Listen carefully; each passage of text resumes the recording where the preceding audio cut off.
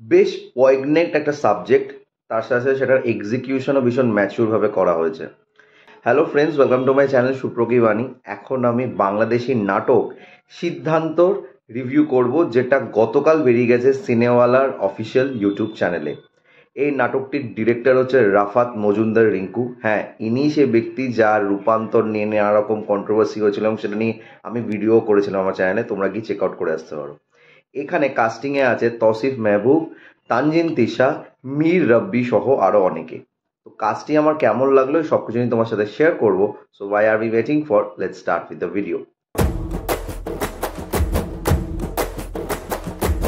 নাটকটির ডিউরেশন 44 মিনিটের কাছাকাছি এবং এটা কিন্তু ঈদ উপলক্ষে কোনো নাটক নয়, এটা একটা ইন্ডিভিজুয়াল নাটক যেটা গতকাল কিন্তু স্ট্রিম করেছে।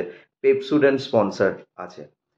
বাট নাটকটার যে গল্পটা বা যেইভাবে এই নাটকটাকে আমাদের কাছে তুলে ধরা হয়েছে, সেটা নিঃসন্দেহে কিন্তু একটা ম্যাচিওর হ্যান্ডলিং করা হয়েছে এবং সেইভাবেই কিন্তু নাটকটার উপস্থাপনাটাও আমাদের কাছে রাখা হয়েছে।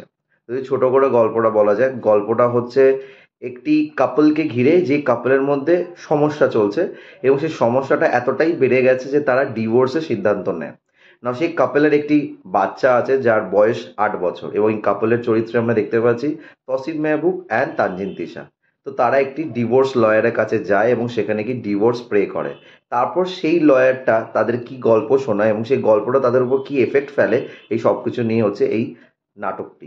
তো লয়ারের ভূমিকায় আমরা মীর রব্বিকে দেখতে পাচ্ছি।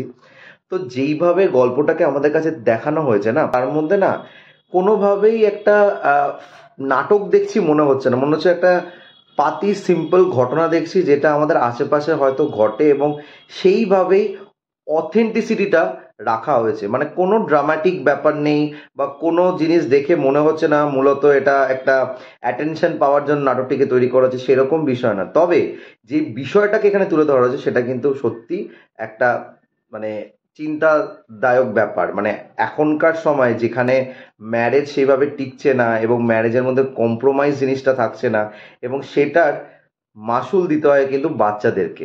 তো সেরকমই একটা গল্পকে খুব সুন্দরভাবে আমাদের কাছে তুলে ধরা হয়েছে এবং এখানে যেই গল্পটা ব্যাকস্টোরি হিসাবে আমাদের কাছে বলা হয়, সেটা এমনভাবে প্লেস করা হয়েছে যে আমাদের অডিয়েন্সকে স্পুন ফিট করা হয়নি। মানে অডিয়েন্সকে সাইলেন্টলি বুঝিয়ে দিয়েছে যে গল্পটা কার জন্য এবং সেটা দিয়ে কি ব্যক্ত করতে চাইছে সেটাকে খুব সিম্পল ওয়েতে আমাদের কাছে তুলে ধরা হয়েছে। সেটার মধ্যে কোনোভাবেই কিন্তু ওই গিলিয়ে দেওয়া ব্যাপারটা করে দেয়নি, যেটা আমার সব থেকে বেশি ভালো লেগেছে।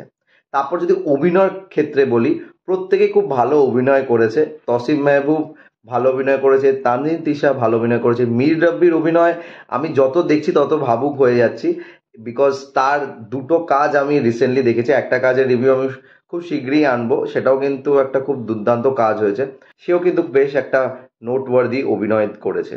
এখানে যে ব্যাক স্টোরিটা বলা হচ্ছে, সেই ব্যাক স্টোরিটার মধ্যে সে তার মা বাবাকে পিকচারাইজ করেছে তসিফ মেহবুব অ্যান্ড তানজিন তিশা হিসাবে। সেটার কারণটা তোমরা যখন নাটকটি দেখবে বুঝতে পারবে এবং সেটা আমার মনে হয় একটা খুব সুন্দরভাবে গেছে এই গল্পটার সাথে। তো আমার কাছে এই গল্পটা প্রচণ্ডভাবে না নাড়া দিয়েছে, মানে আমাকে মানে ফিল করিয়েছে যে সত্যি তো আমরা যদি একটা ফ্যামিলিকে গুছিয়ে রাখতে পারি বা একটা ফ্যামিলির জন্য ভাবতে পারি অ্যাটলিস্ট ফর সাম টাইম, তাহলে হয়তো এইরকমভাবে ডিভোর্স বা এই সেপারেশন ব্যাপারটা হয়তো এত তাড়াতাড়ি আসবে না। তো সিদ্ধান্ত নেওয়ার আগে আমাদের একবার হলেও চিন্তা করা উচিত আমাদের পাস্ট, প্রেজেন্ট এবং ফিউচার ব্যাপারে। তার সাথে সাথে আমাদের এটাও ভাবা উচিত যে আমার সাথে যুক্ত যারা আছে তাদের লাইফে কি হবে। তো সেই জিনিসটাকে খুব সুন্দরভাবে নাটকটার দ্বারা আমাদের কাছে তুলে ধরা হয়েছে। আমি বলবো নাটকটা যদি তোমরা কেউ না দেখে থাকো, অবশ্যই নাটকটা দেখো এবং যারা দেখে নিয়েছো তারা প্লিজ কমেন্ট করে জানিও তোমাদের কেমন লেগেছে। আর আমার যদি নাটকের রিভিউটা ভালো লেগে থাকে, don't forget to like, share and subscribe my channel. আমার সাথে জুড়ে থাকার জন্য আমাকে ইনস্টাগ্রামে ফলো করতে হবে। ইনস্টাগ্রাম হ্যান্ডেল হলো সুপ্রো09bit2। আই রিপিট, সুপ্রো09bit2। Till then, stay tuned.